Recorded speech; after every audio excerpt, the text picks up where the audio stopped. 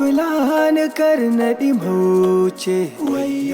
In kika share ni dukkan shiri na zai lalace. Komai da kin biɗa zana yi safiya da maraice.